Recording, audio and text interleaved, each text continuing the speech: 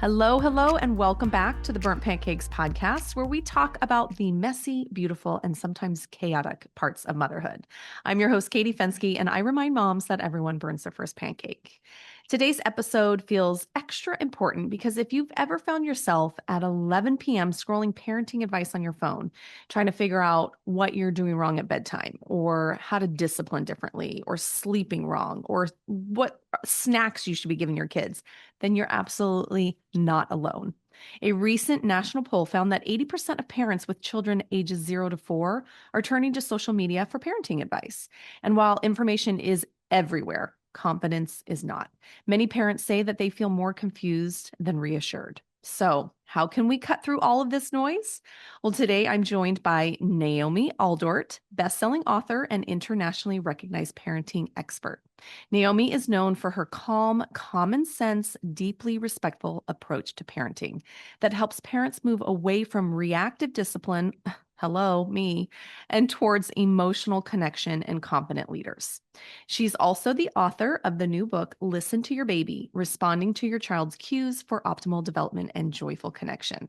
And we're going to talk about everything from bedtime resistance to toddler biting, what to do when your child just won't listen, and how to trust your own instincts again. If you've ever felt like parenting advice online just leaves you second guessing yourself and everything you're doing, then this conversation is going to give you a deep sigh of relief. All right, let's jump in. Naomi, welcome to the podcast. Thank you. It's a delight to be here. Really looking forward to our conversation because Me too. it's going to break the ceiling in all kinds of ways. Well, before we get into all of my questions that I have, can you just introduce yourself and tell us what you do? Yeah, so I'm the author of the new book is Listen to Your Baby, and it's really till age 6. And it helps parents deal with their own reactions.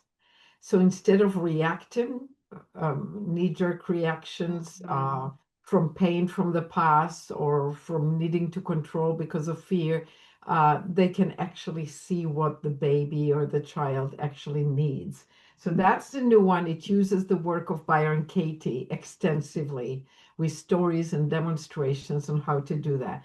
My old book is in 20 languages, Raising Our Children, Raising Ourselves. And it keeps selling very good. That's And amazing. and and it covers all ages, Okay. again, with a lot of stories and demonstrations how to do parenting peacefully and kindly, with respect to the children, without overwhelming them with parental control. And yet, it's not about permissiveness, it's about guidance and connection. Creating a relationship of connection is the basis for children behaving well. And both books definitely, in very different ways, explain how to do that and give tools for doing that. So my articles are in parenting magazines around the world for 30 some years now. I public speak, audiences in Europe, in Australia, in Canada, in America, and South America too. And I also do workshops by Zoom now, Mm-hmm. so like this, all Makes over it a the lot world. easier Yeah, to reach more and people. and private sessions, so people can have questions. They want to have one session to just ask a few questions. They can book 25 minutes, and I I think there are three length. 15 minutes, Hmm. 25, and a full session, which is 50 minutes on Zoom, or they can, some people call me every week because they want to keep the family peaceful and things keep coming up and they keep wanting to work on themselves. So raising our children is raising ourselves, and that's what it's about. Um, so that kind of summarizes my work. No punishment, no time out, all peaceful ways, connecting way by listening to what the baby needs, rather, or the child needs, or the teenagers from inside, from love, not from I'm getting annoyed. My mother didn't do this to me. What about me? I can't stand it anymore. Not from those places, but from love. Mm. How did you get into this work? I was a piano teacher. And that's what was designed for me as a female. I really wanted to be a singer, but they told me not to, fame, stuff, whatever. I became a piano teacher. And then the parents of students of mine told me they're getting therapy out of the piano lessons and that they are getting better therapy than years and years of therapy with therapists. Mm-hmm. And then they would ask me for sessions. So that kind of started it, and then raising my own children in very different way, and starting to write for magazines. The Mm-hmm. moment I wrote my articles that explains why not to praise children was published in Mothering magazine in 1994, and kind of that rolled me Sure. into the public speaking scene and the counseling. It was by phone then, believe it or not, or in person, but Uh-huh. it was really, yeah. So Oh, that's that's kind of awesome. what rolled it. Yeah. So now in today's world, so many parents will turn to social media and parenting things, and we tend to get overwhelmed and like lose our confidence in what we're doing. Why Yeah. do you think parents are just feeling overwhelmed and feeling like they're not empowered right now? Unfortunately, it's not because of the internet itself, it's because of insecurity. Mm, And the insecurity comes from a generation that was grown with fear of being triggered, trigger warning, don't offend, which my next book will touch on all of those things. So we're raising children who are seeking approval, external approval. So they're looking in the internet for how do I fit in instead of looking inside and looking at their child and mhm, baby. It's like, what's going on for that child? I can't see what's going on for my child when I have hundreds of opinions and ideas and memes and videos mhm. and this is another video, but at least this video is telling you don't listen even to this. Listen to you.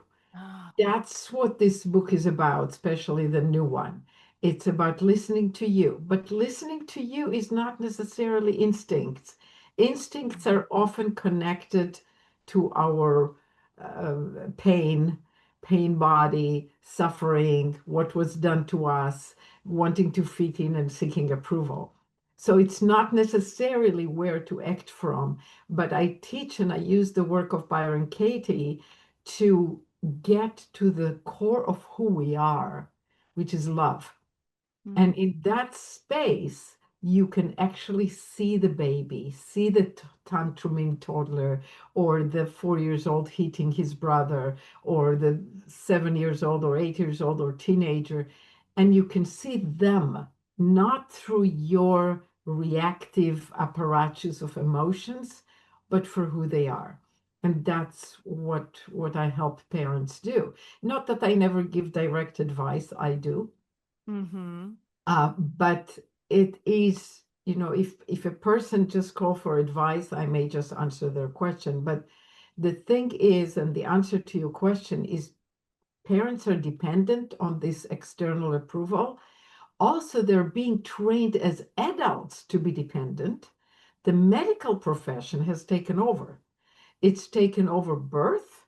Women talk about who delivered my baby, which doctor. They don't say, I delivered my baby. what a So change it's of mindset, right? absolutely. And the way they act in hospital is they do deliver the baby and keep the mother kind of out of it and dependent. Oh, don't worry, we'll take care of everything. And the lights and the computers and telling her what to do. Breathe, don't breathe, push, don't push. It's like, oh, we'll get it out with C-section, or, don't worry, we'll give you something so you don't feel the pain. All this dependency on external forces. Mm, It's in the pregnancy. You go to the doctor and they tell you what you should do and what and take this test and let's make sure. And it's like too much of external feedback on top of telling the individual all the way from their childhood that somehow they need to have approval. That combination is poisonous. Mm-hmm. It's like I need approval, so I need to listen to everybody else to know how to get my approval. So there is birthing dependency, there is health dependency. Doctors, after the baby is born, create dependency, the wellness visits, Yeah. you know, Yeah. That so makes they a can, lot of sense. Wow. and it's really the wellness visit are nothing but drug pushing. They Interesting. are, you know, So, it's just, and then the mothers tell me, you know, the child has a cold, they run to the doctor. The child sneezes, they run to the doctor. The child has an earache, they run to the doctor. The child did a little rush, they run to the doctor. I didn't even have a doctor. yeah. I still don't. But I raised children without one. I gave birth at home and avoided that whole thing Mm-hmm. because it creates, so it's part of why they're so dependent. And then just habit, you know, everybody is online liking and commenting and putting memes, and people believe a meme. I Mm-hmm. can write anything I want on a meme. Right. You know, Right. how do you know it's true?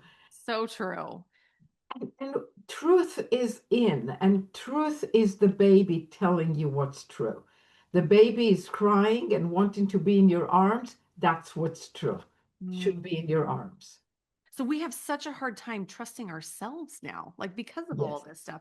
How do you exactly. teach like a new mom who is feeling like she doesn't know what she's doing, doesn't know how to trust her instincts? How do you give them the confidence to know, like, trust yourself? Yes. So I do lots of things to get there. It depends on the person. There isn't one technique.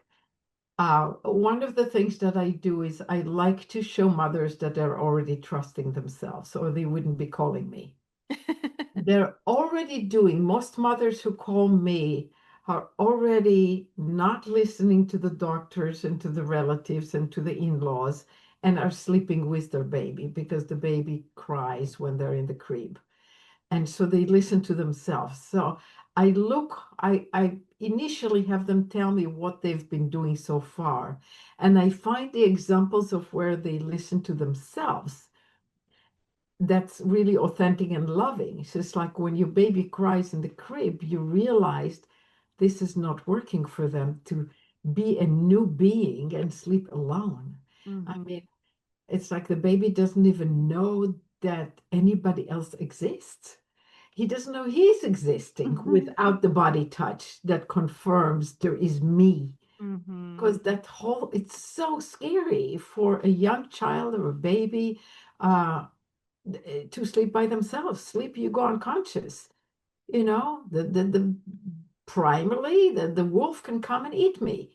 It's like where is the body that makes sure I'm safe? I'm helpless. Can't walk, can't speak, can't run, can't do anything.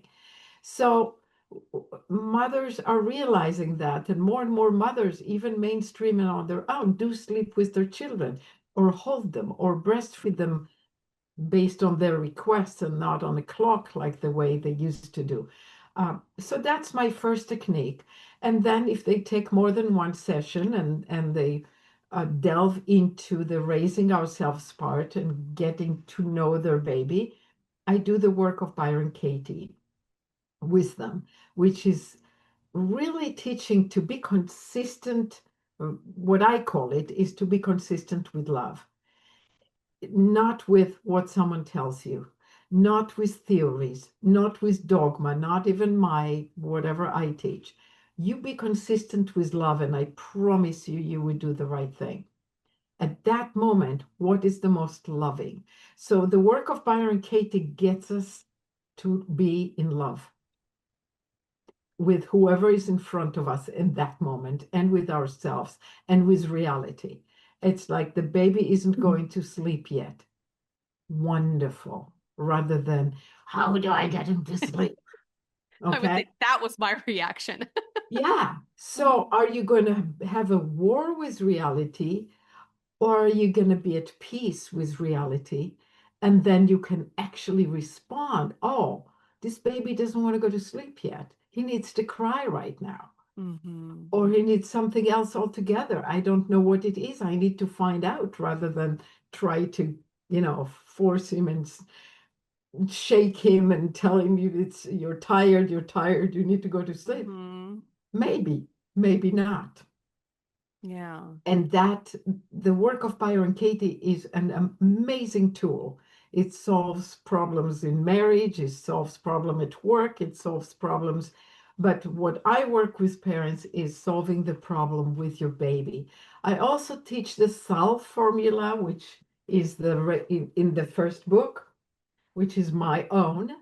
And the S of it is dealing with yourself, getting to stillness, noticing the self-talk, stillness, self-talk, self-realization, all start with S of the solve.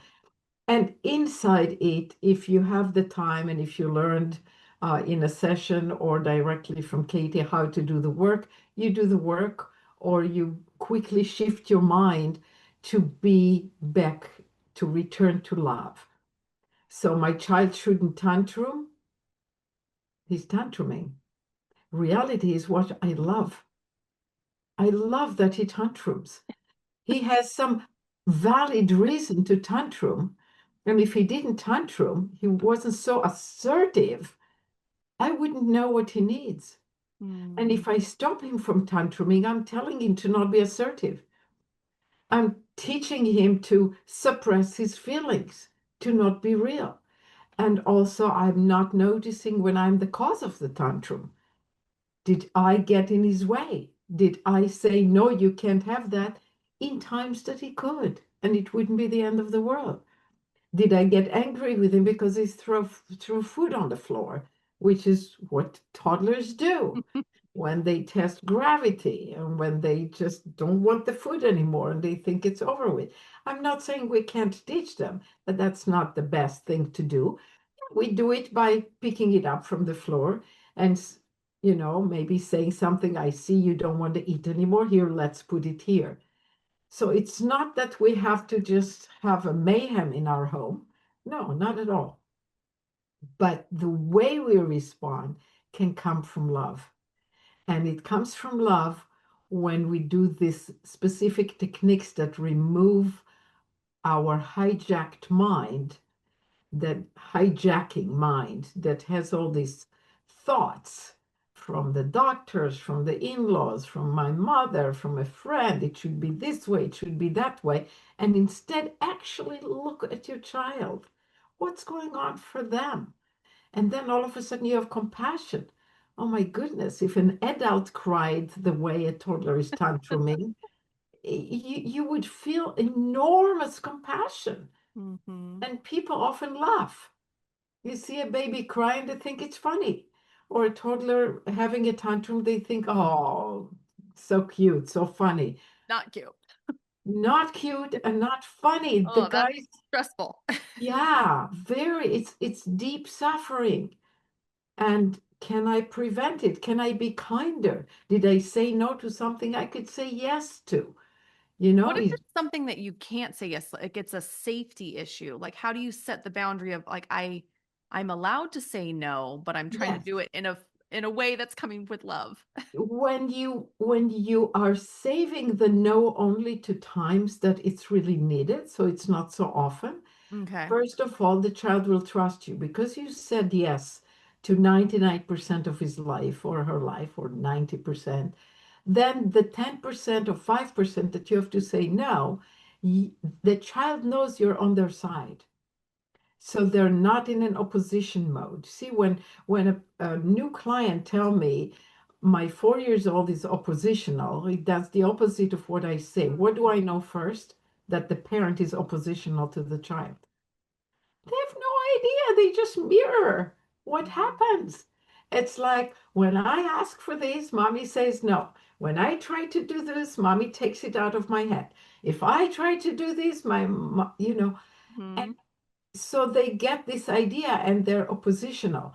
But in a place where it really shouldn't happen, now the child who trusts you because you are on their side, you can be very firm and clear with them. No, we don't bite. That, I was going to that ask you about the biting because that is yeah, something that a lot of parents, especially if their kids in daycare and they're hearing, hey, if your child bites another time, they're going to get kicked out. yeah. But yet parents not there. Like, how do you handle that So first of all, I don't recommend daycare. So that situation, I'm not going to answer. I'm going to answer in the in the home, home? Okay. right? Because daycare is same ages, and it's like putting the blind with the blind. It's so unfair. They can't treat each other well, and they learn social skills from another unskilled person who is Mm. 2 years old or 4 years old and doesn't know how to do it. So that's what they learn. So let's say But with siblings, if it but happens with let's say siblings. with siblings, or sometimes they bite the mother herself, Mm-hmm. you Mm-hmm. know, on the boob, or Yeah. just out of anger and helplessness. So first of all, again, if you see the child and you have compassion and love, you know that their biting means they're feeling helpless. They're looking for something to do that they can have power. And they beat you first time and you scream. It's like, oh, this Got has a effect reaction. on mommy. I got a reaction. This one actually gets her.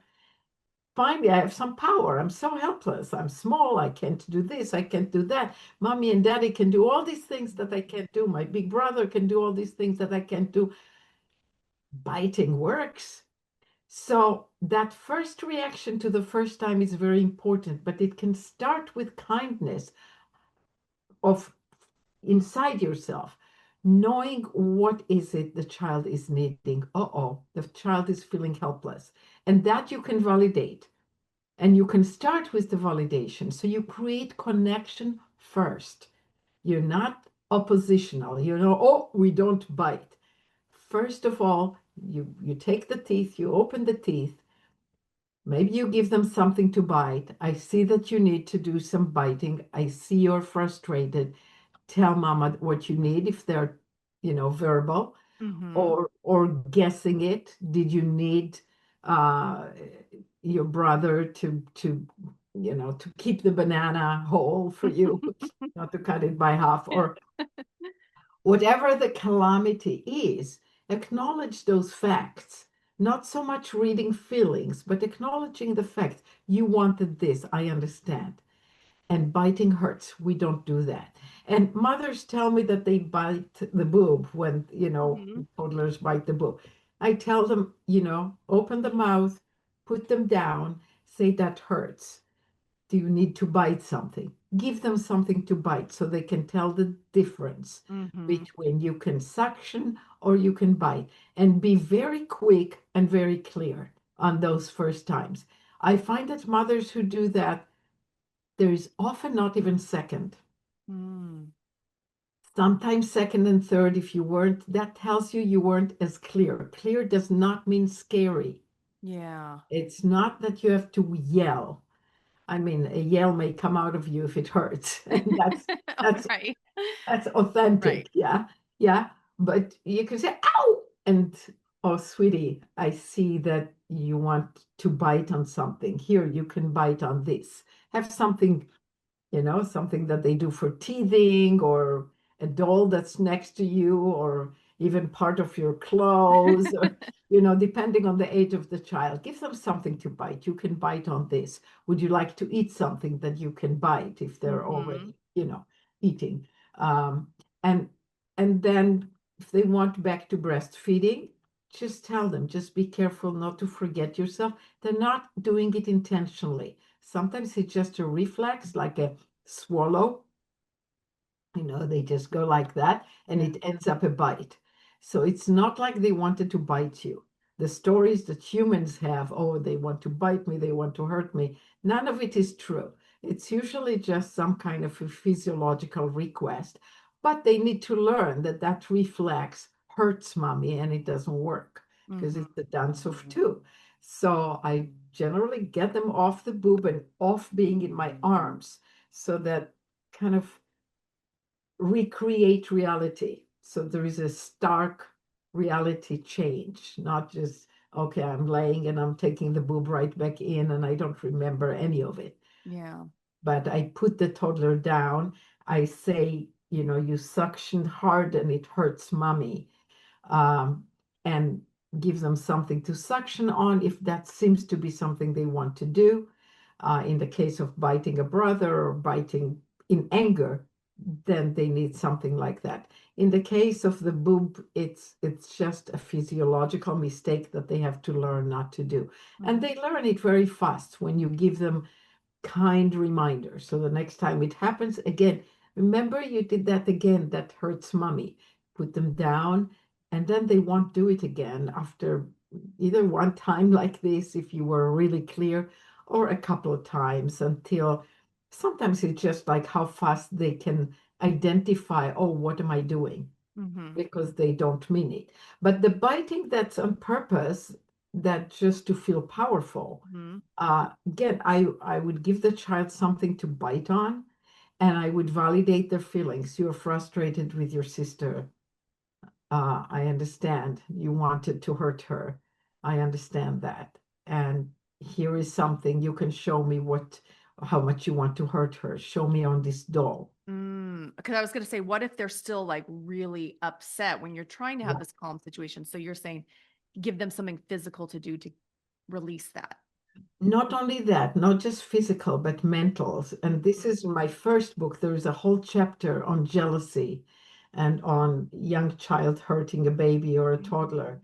Mhm. And they actually need to experience what they want to do to the baby, not to be in denial about it. So telling them, don't do that, you love your brother, that only makes them feel guilty and more aggressive because of the guilt.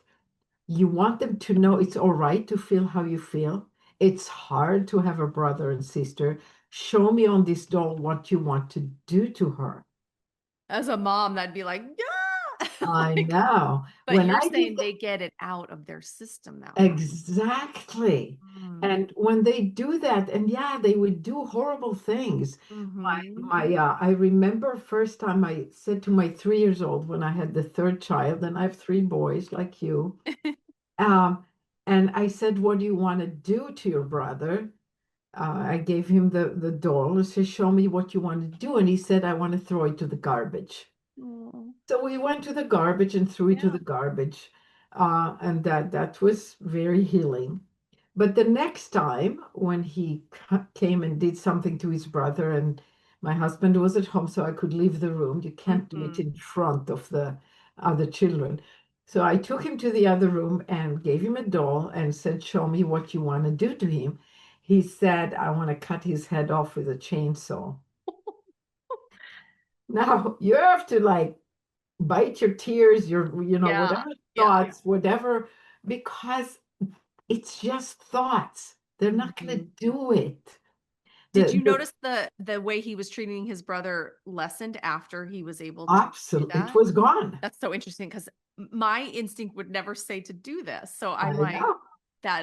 I would probably say, you don't want to do that to your brother. Like, Yeah. And ah, it's the other way around. They need it mhm, out of their system, not only out of their system in terms of describing, but hearing mother's voice that agrees with them, with their feelings. I okay. understand that's how you feel. I understand it's sometimes hard to have a brother and you want to Yeah. do that. And Yeah. then the next day, we're going with a stroller with the brother, and the same boy is like, he said, "Mama, Mama, something can happen to him. It's too downhill. I can't do it." He's so concerned, Yeah. and So he does have that in him. he doesn't want. In fact, you know what he told me once? We used to use homeopathy Hmm. here and there for instead of going to a doctor. And he said to me when he went through a period of needing to hurt his brother, they're so smart and so aware.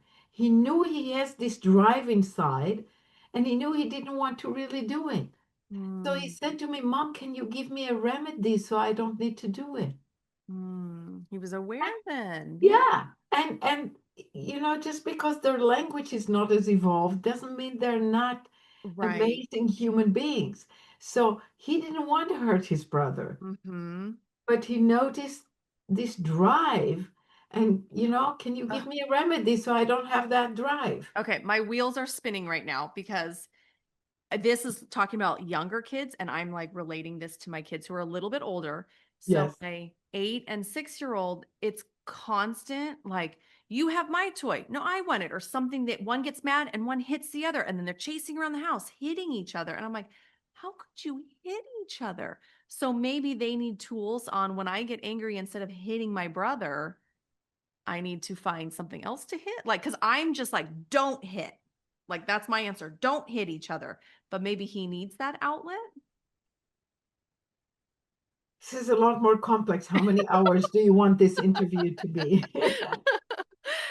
But it's starting to change my thought on my kids' behavior. Yes. Because now it's thinking of, You you're have to you're naughty, realize. you're hitting your brother, as okay, you're very frustrated, and we need to Yes. figure out how you can work through the You're frustration. not naughty. You're Mm-hmm. frustrated. You Right. have a real valid need that has to be Mm-hmm. addressed. Yeah. And mama comes in, I call it mama comes in is like the artillery. So we had war between two children. Yep. Mama comes in, and now we have three children fighting Yes. because mama is fighting reality. Uh-huh. She's fighting the fight. She wants to stop it rather Want than to bring peace. protect them all. Yes. Yeah. Okay. And the bringing peace that I teach with siblings of this ages, 6 and 8, is to just let them ask only questions. I call it the magic words. Not Okay. please and thank you are not magical at all. They're just phony baloney, and they don't Band-Aid feel it covers it up. anyway. Yeah. Yeah.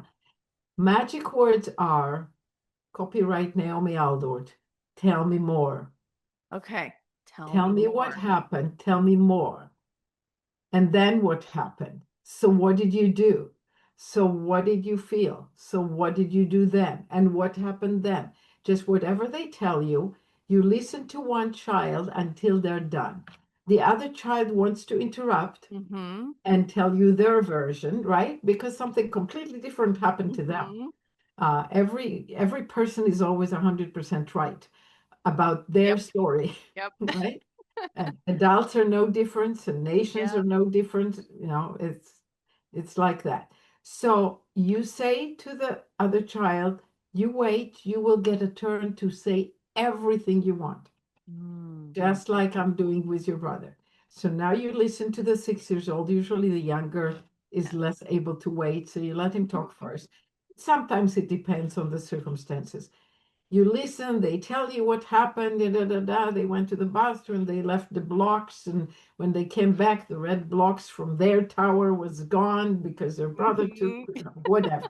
Have you been in my house the other day? It sounds like you know exactly what's happening. Yeah. So you listen completely, you ask questions, you validate. Say, I hear, so this and this, I hear you. You kind of repeat to show that you heard. They feel heard, they're in heaven. Mm-hmm. Just like all of us, we want to be heard. Now you listen to the other one, and no, that's not what happened. He said blah blah blah blah, and he said he's done building, and he didn't say he was going to the bathroom, and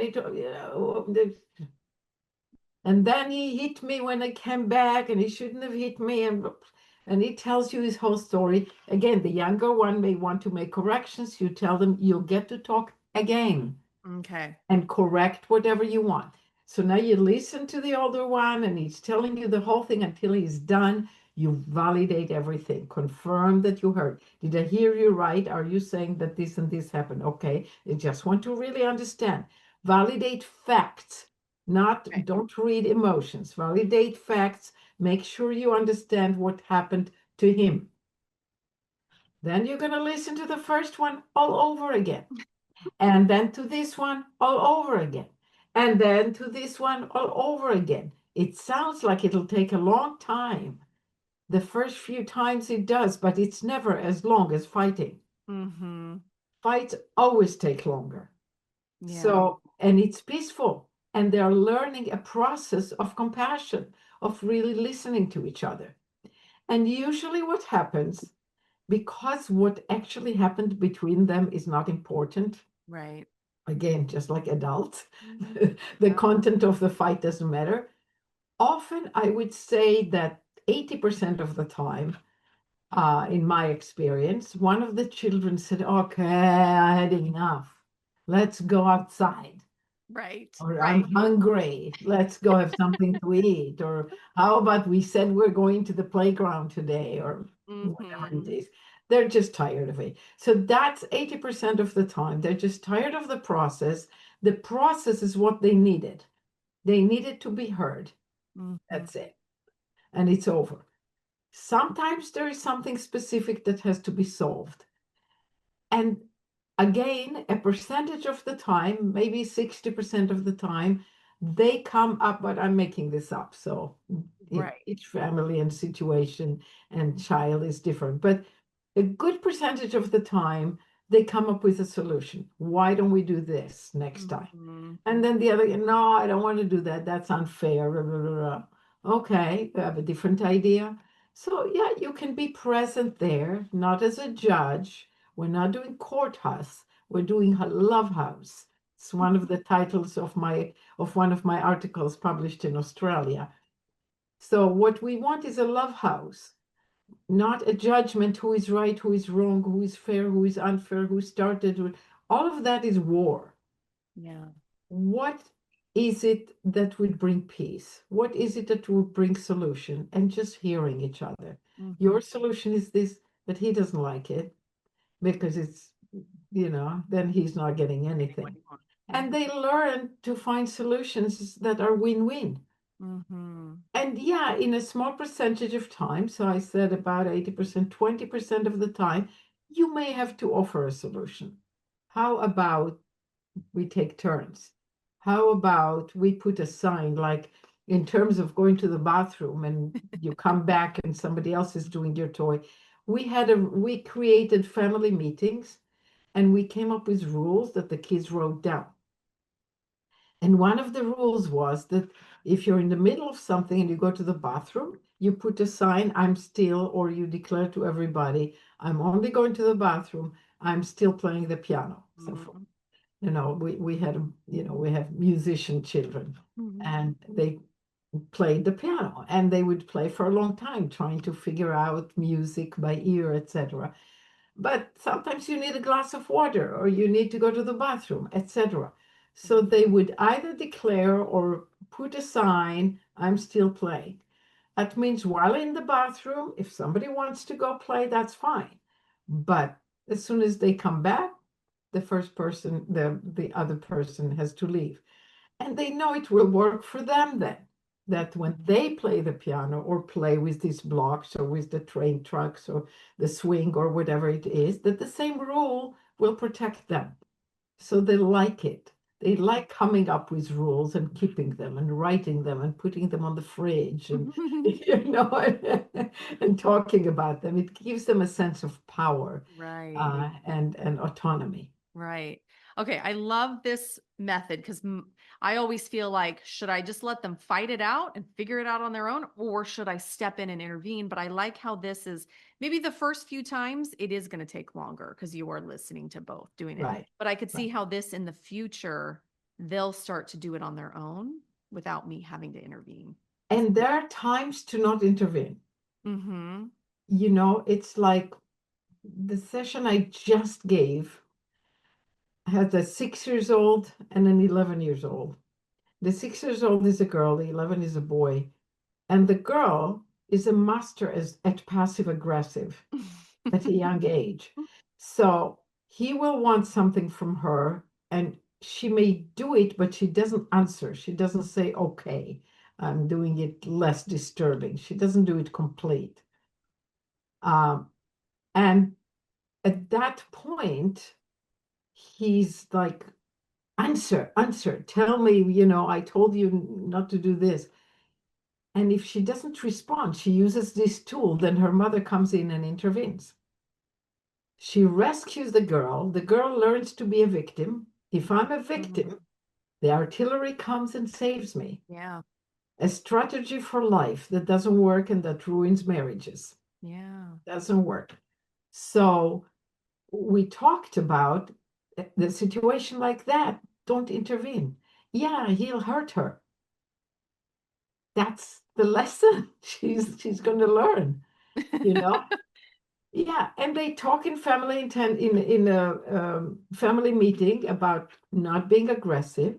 And I also teach the mothers or the fathers to tell the older child in this case, if she's giving you trouble, call me. And then when they call you, have your presence be successful so that they want to call you again rather than beat her up. Mm-hmm. So next time she's loud and he's trying to do homework, which is what was happening, and he says, Mom, I need quiet to do my homework, she'll take the other girl and say, why don't you do your homework here? Because you like to sing while you do the Mm-hmm. homework and humming, etc., or whatever. And he knows, oh, if I call my mother, the problem is solved and Yeah. everybody wins. Right. And it's not a problem. So he'll call again instead of hitting his sister. So when your child is hitting their brother, what you know is that you haven't been helpful. Mm-hmm. You come in and make things worse or getting someone in trouble, which Yeah. is they love getting Mm-hmm. each They other in do. trouble. Mom will come and she'll take sides with me against him. They love that. That's power. Yeah. And children need that sense of power because they are very helpless in many ways. And want to be So, heard. They want to be heard. yes, and they want to be heard. So, when you do that repeatedly and you are the help, there will be less aggression because they will ask for your help. But I forget what I was answering because I I think I think you got got to to it. it. So asking for help different than tattling then. So they're asked like they come to you instead of, sometimes kids will tattle because they want to get their sibling in trouble, but would be different because they're asking for help, helping me They're solve it asking for, before it escalates. that's right. But I don't use the word tattle. Mm-hmm. I believe a human being should be free for emotional need to Okay. express what experience they had. So, if somebody hurts a child and the child needs to talk about it, they should, Mm-hmm. and they should be heard. And the aggressor should know that it will be talked about. Okay. So, Right. so it's a win-win-win-win-win in all directions. Everything is in the open. There's no secrecy. Mm-hmm. And it feels good for a child to know I can tell my mother what happened to me. But when they tell you what happened to them, don't take sides with them either. That's probably where it is. Let the Yes, other one speak their piece and then go back. Yeah. it just be neutral. That's what Mm-hmm. happened to you. And the child comes to their own conclusion. So, I know my brother, annoy my brother, and then my brother hit me, and I go to my mother, he hit me, blah, blah, blah, blah, blah, I forgot right? to mention the first part, the annoying No, part. but you don't say that. You Mm-hmm. don't say that. You let them come to that conclusion, and it may be 100 times before they do. So Mm-hmm. you don't say, well, what did you do to get that? That's war. Yeah. That's like sticking it to them. That's you Yeah. being Take rude a side. and disrespectful. You say, well, tell me more is always neutral. That's why I love the magic words of Naomi Love Aldort. that. Tell me more. Love that. So what happened then? So, and just be sympathetic. Do you need a kiss? Let's say he hit her on the back or it's like, do you need a kiss there? I'll hold you. So no value judgment. Oh, he shouldn't hit you, or Mm-hmm. what did you do? Or it's like, okay, so you got a little owie. Here, I'll give you a kiss. Does it still hurt? No. Okay, what would you like to do now? Ready to move on. God, I feel like I need to really think about how to And conflict right now. It's like changing my but look, strategy. it's The two strategy whole book. clearly It's the two strategy whole I was books. using was not working because they're still fighting all the time. So Exactly. they're probably going to be like, "Whoa, mom, this is a different strategy." Right. Okay, I am we're talking so much, I'm running out of time with you. Can I ask you one more thing about like the in one ear, out the other? Like I've asked you to do this multiple times, they don't do it, and that's when I start escalating and start yelling, like, I asked you to do this and now you're not. How do I keep from number one, asking so many times and raising my voice to actually get them to listen? I'll give you the stupid answer. Just don't do it. But that's also the wise answer because it's all you, it's not them. Mm-hmm. So are you willing to try the work of Byron Katie that I teach? Yes, go So for it. you'll be a model of Okay. it. Yes. So you have a pen and a paper? Yes, right here. Okay. So write down the thought, he should listen to me. It's generic enough that every parent Mm-hmm. can Oh, relate I've to already thought that. it. Like, I'm the parent and I told him to do something. Why didn't he listen? Okay. Now remember a scene in which he wasn't listening. Got One it. of your children, right? Happened yesterday. In that moment, okay, observe that he should listen to you. Reality is truth. Is it true that he should listen to you? In that moment, that he is not listening to you. Is it true that he is listening? Well, I asked him to do something for me to clean up stuff that he had been using, and he did. I Oh, said, I need you to go clean. I all want you right, to all put, right, all right. okay. So you're lying to yourself. You didn't want him to listen, you wanted him to obey. Okay. Yes. Yeah. Okay, so first thing we need to realize, and it's very good, you're doing great Mm-hmm. because you're doing exactly whatever every parent is doing. And you're taking it to the right place. That will be the most helpful for everyone and really wonderful. So we say he should listen to me. What we mean is he should do as I say. He Yeah. should obey, right? Yes. So erase, he should listen to me. Okay. And write, he should obey. He should do what I say. Okay. And that is extreme enough that it'll be easier for everybody to do the 4 questions on it. Okay. So question number 1 is it true, as in, is that's what happening? Is he doing as you say? When I said put the balls back in the bucket, he didn't. So no. That's right. So no, so it's not true. It wasn't happening in reality. Mm-hmm. So you have an idea, he should obey. Mm-hmm. And in reality, it's like saying it should rain and there's blue skies, Right. right? It's Right. like it should rain. I have blue skies here right now. It should rain. Is that true? No, I'm looking outside. I don't see a cloud in the sky. It's a sunny, gorgeous, almost spring day.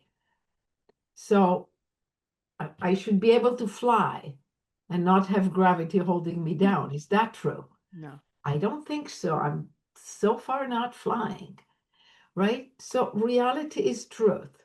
He should do as I say. He should obey me. He's not putting the balls away. So reality is telling you that's not true. He shouldn't be doing that because he's not doing that. Now you have peace with reality already. Right there, you're looking at, okay, it's not true. So if it's not true, let's find what is true. But let's find first how you react. What causes your upset is not that he's not putting the balls away. What causing your upset is the thought. So when you believe the thought, he should obey me, what happens to you emotionally? I get upset that he's not Exactly. doing it. Yeah. So who made you upset? Me. Yeah, my thinking, Mm-hmm. my fantasy. I'm seeing my child not wanting to put the balls away. Has his valid reasons that I'm not focusing on and not having empathy about and Mm-hmm. not having compassion about and not aware of. I'm just in my own world, Mm-hmm. wanting him to do as I say, be my extension of my arm. I could put the balls away, right? But no, he should be putting the balls away. And he's not obeying. So I'm at war with reality. So I get upset. I get stressed. And in that state of upset and stress, are you connected to your child or disconnected? Oh, totally disconnected. Disconnected. And when you're disconnected and upset, how are you going to treat him? I yell. I get louder. I look angry. I get frustrated. You're amazing.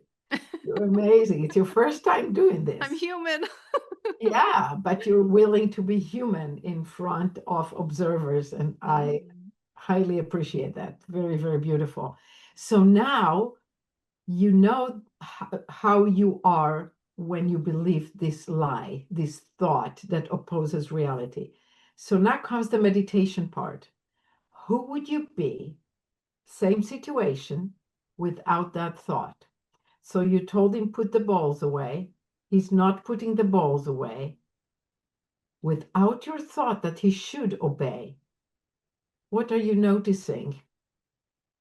That if I connected more with him, he might be more willing to do it. Like, would you like me to help him? So let me stop you. You're Okay. still wanting him to obey. Okay. If I connected with him, he must be more willing to do it. Is Okay. still your mind wanting him to put the balls away. He does not want to put the balls away. You didn't even ask him. Would you do that to an adult? Hey, put your computer away. We're going to eat dinner now. We treat children horribly, like we would never treat adults this way. But what if I like it's equipment for our house, and if it stayed out there if it rained or if it got weathered, it would ruin it. So how do I? You move it yourself. It's your agenda. You think it'll get ruined. The child doesn't care. But what if it's like I need him to respect the stuff that we bought for him? Then And when he sees you moving it, he will learn to care about it. It's the modeling that's 10 million times more powerful than words. You can say while you put it in, I would like to put your new bicycle inside so it doesn't get wet. You can even say, would you like to help me? Depending on their age. I have a 2 years old grandchild, she wants to help everything, Yeah. I may Yeah. say, I'm going to make some food. No, Nana to play with me. But if I say, would you like to help me make scrambled eggs? Woo, she Yes. wants to come with me. Yes. But age 6 and 8 is not quite. Well, he's 11. If he's Okay. 11, like what are some things that No, 11, they don't want to help. They don't, no. No. Okay, what do you think about chores in the house or Let's finish yeah. the work. Okay. Because I think parents will learn more from that. Okay. So the question was, how would you, and then you can ask me about chores. How would you be without the thought he should obey me? You told me to put the balls away. He obviously doesn't want to put them away. How would you, in that undangerous, no problem situation, how would you be inside of you? What's the feeling? What's going on? What do you notice? If it didn't matter if he listened to me, I think I would be calmer. Yeah, you'd be calm. And what do you see in him? Okay, I'll tell you what I'm struggling with right now is the thought of him not caring, but I want him to grow up to be a person that will take care of his things, be responsible. See, so now we will do another worksheet, but we need to finish this one first. Okay. Children learn to do things by being forced to do them at young ages when they don't care about it yet. Is that true? I don't think they will learn that. If they don't care, they're just being forced. That's right. Okay. And So when they're will forced, they learn that? When they do, each child is different, but they learn from modeling and from inside, from wanting. It doesn't work. They don't learn by being forced to. In fact, they learn to hate doing that because their memory, the wiring says organizing things was painful. And when I was a child, it was this thing I hated to do. So I still hate to do it. Right. So then they hate to do it. Yeah. And I'm not saying that everybody has to love to do things of this kind. That's why we get married and hopefully find a partner who completes us in those kind of things so we can work together. Although I've been in homes of people that both of them are a big mess and but with a big love and could hardly step. There were so many things on the floor, but everybody was happy and loving. But in most homes, at least one of the two parents is more organized, and it's fine. But you go to dormitories of kids coming from homes that were forced all their childhood to clean up, and some of them are clean and some of them are the biggest mess. Yeah. And vice versa. My own kids were never forced to do any of that, and They grew up, and I would say in college they were as messy as all the other college kids. And later on, when they had their own place, they actually were very neat. I was very neat. Our Mm. house was neat. So that's what showed up for them, Mm. So you you're know? saying that modeling the behavior then. Yes. Be what you want them to be. Mm. Be someone worth imitating. Okay. So now, after you see that with the thought, you're stressed and disconnected, Mm-hmm. without the thought, you notice a child that doesn't want to put the balls in there. Mm-hmm. Do you care about him? Do Yeah. you want him to get what he wants in life? Well, What he yeah, wants in absolutely. life right now is to not put the balls in there. Right. If you love him, join his wanting Mm-hmm. or do it yourself. I mean, how old is this one? 11. That's the 11 years old Mm-hmm. one. Yeah, that's much too old to give commands, by the way. I would never tell an 11 years old what to do. That's like doing it to an adult completely. But I wouldn't do it in any age. I would help them, or I would just leave the mess or tell him, we're having dinner. Why did you want him to put the balls away? Were you calling him for dinner or for going out, or what was the rush on putting the balls He was away? done playing with them. So if I didn't ask him to, they would have stayed outside on the That's ground. right. That's right. So you pick them up and you say it out loud. I'm getting your balls in so that they stay whatever. If Mm. it's important for balls to stay dry, I Mm. was giving a bicycle. And that's fine. But notice the important part to notice is without your thought, there's peace. You can see a human being, an 11 years old boy that you love to death, and that you want to align with him and to have his life be on his terms, and he doesn't want to put the balls away. Mm-hmm. You can even say to him, would you like me to put your balls away so they stay clean or dry or whatever? And he may say at age 11, do whatever you want. And that's fine. That's a wise instruction. He's Mm-hmm. telling you, you're the one who wanting the balls in. I couldn't care less. So you want the balls in, put them in. Be the model. Now there is a last part to this work, and then we can do the chores, and that is turning it around. So now we learned that this thought, they should obey me, he should obey me, is not true, and actually creates strife between you and your child, and creates an oppositional child, by the way. Probably he doesn't put the balls away in the first place because all these years you were showing up as opposition. So he wants to go against you because you go against him. So that's the game we play in this house, Yeah. right? So so you take the original thought, he should obey me. What's the opposite? Since it's not true, what could be true? Let's try opposite. He doesn't have to obey me? He should not obey me. Do you want to raise people who are obedient or people who think for themselves and do what their own inner voice? Do you want them to be molested? No. Do you want them to participate in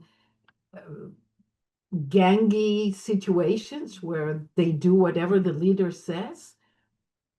No, right? Yeah. You want human beings who are assertive and who listen inside. Mm-hmm.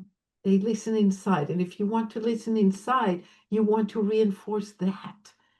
Oh, you don't want to put the balls away in your mind. You don't have to Mm-hmm. say to him. It's like he doesn't want to put the balls away. And I love him. I love what he wants because I love him. It's not about me achieving my dictatorial ideas of what should be done with the balls. It's about my beloved son. I want him to be at peace with himself. Peace with himself, he doesn't want to put the balls inside. Mm. You ask him, would you bring, so first of all, I wouldn't tell him to bring the balls. I would say, would you like to bring the balls inside? I would offer to do it myself. I would probably say, would you like me to bring the balls so they don't stay in the rain? I mean, the rain isn't going to ruin balls. And if he does, what a great lesson. What are you rescuing him from?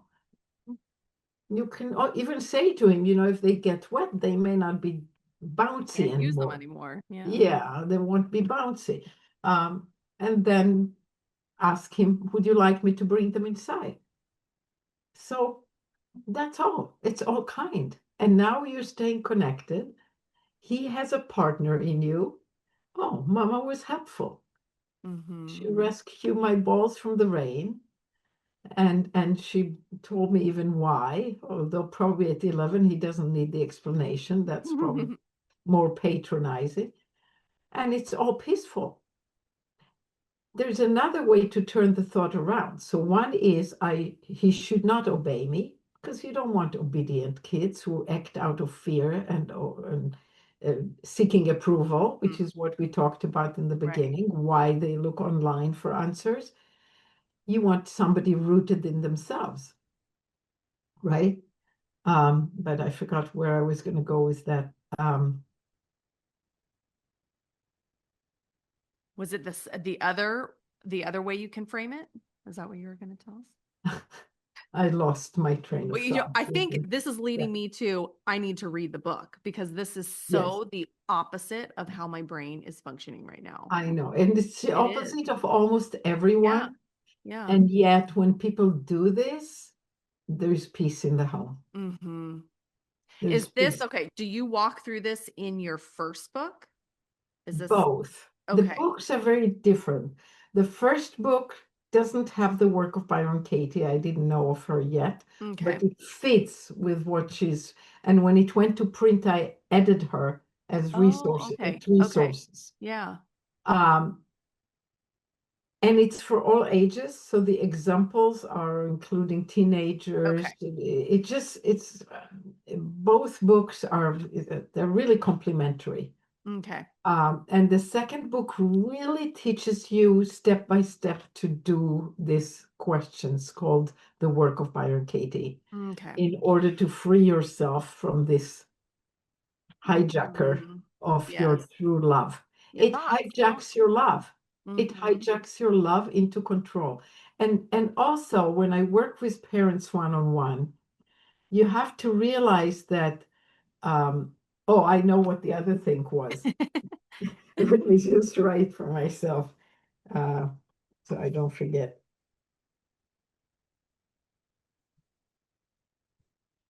But now what was I saying? The difference in the books. We were talking about the different Yeah, books. yeah. Then, Doing the work, see, the mind is not on your side. The mind takes you away from love because of indoctrination, not in a negative way, yeah. but Yeah. for life. Yeah. Indoctrination through now also the media, the teachers, the parents. So we have all these songs singing in our head. And one of the things I always said when I teach the SALV formula, which I only said about the S, but it has A, putting attention on the child, and the rest of it is in the book, the first book. But realizing that the mind is not on your side and that those knee-jerk reactions and need to control, the need to control comes from insecurity. It's a degree of OCD, so to speak. I want my place and people to do what I tell them and for things to go organized. Yeah. That's Monica from Friends. That's that's like we all have it too much to different degrees, but it's what makes us control freaks. And I didn't escape it. Believe me, in my own ways, I had my control freakiness. Uh, it's the grist for the mill of what we need to work on. But when you notice that you need to control and that you're more committed to the control and to what the mind is saying. So I say, imagine your mind is a computer and a thought comes on it. He should do as I say. That first thought is 100% of the time wrong. If it brings stress, that means it's a lie. It goes against reality and against love. Commitment is to love. And doesn't mean, I'm not talking about being lovey-dovey all the time. Whatever is love. So you see the person for who they are and what you need to do. Yeah, if they run into the busy street, love means you grab them and you scream and you get them out of there, right? Yeah. And deal with the emotion and the upset later and say, Mhm. I was so scared, but you don't get angry at them. Yeah. You pick that child up and say, oh my God, I got so scared. I'm so glad you're in my arms. I was so scared. There's all these cars there. It's so dangerous. I was so, oh my God, and you may be crying with relief or whatever, and you hug the child, and all they get is my mommy loves me and doesn't want me to get hurt in the street. Mhm. So now what I was going to say, there's another turnaround to he shouldn't obey me. I should obey him. That's another turnaround. Put it on yourself. And it's not in the sense of obey. And now you translate it to the value of I should obey him is I should observe and listen to him in terms of seeing what he needs to do and aligning with his need, Mm. not with mine. Mhm.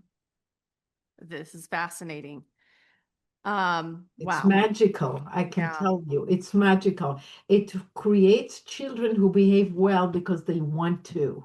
because they're delighted, because they're happy, because they want to fit in with you. And Mhm. they see you as on their child. That's the reason they behave well, not because they're afraid of you or afraid of repercussions or Right. your anger or your scolding or your yelling or anything like that. Yeah. But really it's their delight to do what's right because Mhm. they experience the joy of living together. And Wow. it doesn't mean they will do what you're doing necessarily. So if you want to hit the chores issue, I'm happy to go Well, there. I'm running out of time. I got to Yeah, pick them up from school. yeah, If we wanted to learn more about you, where yes. can we find your information? So there is a website, it's my name, Okay. naomialdort.com or parentingtips.com Okay. or authenticparent.com, not parenting, parent, authenticparent.com or authenticchild.com. Okay. I'm going to add all of those to the show notes. Yes, and all of them lead to the same website that's being updated now, but whatever, it's there. And how to sign up for a session to talk to me directly, CDs or downloads that you Mm-hmm. can get, free interviews like yours will end up there.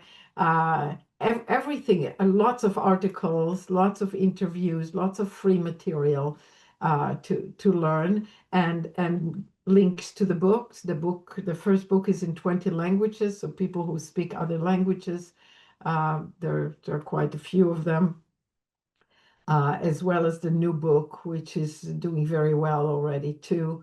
And yeah, so that's how you get me. And there is a contact form if you need to book a session, if you have any technical question. But if you have questions about parenting, just book a session. You can book a 15 minutes for one question, if 25 minutes, although most people, especially in the beginning, they need to tell a whole story. Yeah. And Well, clearly I needed an hour session because I yes, feel like yes. I just got it all. And a lot of people who interview me end up taking sessions too. So Yeah, feel yeah. Well, I'll free. be checking out your websites. Well, Yeah, thank you so much. I'll make sure I put all of that in the show notes below. yeah. Thank you. I cannot thank Naomi enough for being here and bringing such a grounded perspective into a space that can sometimes feel very loud and overwhelming. I love how she reminded us that parenting isn't about perfect scripts, viral hacks, or getting it right according to strangers on the internet. It's about connection and about leadership that feels calm instead of reactive. I think this was a huge reminder for me. And it's about trusting the cues our children are giving us and the instincts that we do, in fact, already have. For moms listening who feel like they have been drowning in advice, I hope today felt like permission just to pause, to breathe, and to tune into yourself instead of just scrolling for help. And if this episode encouraged you, I would love it if you share it with friends who needs to hear this also. You can find Naomi's new book, Listen to Your Baby, wherever books are sold, and I'm including the link in the show notes below. And Until next week's Momversation, I want to remind you that everyone burns their first pancake, so just keep flipping.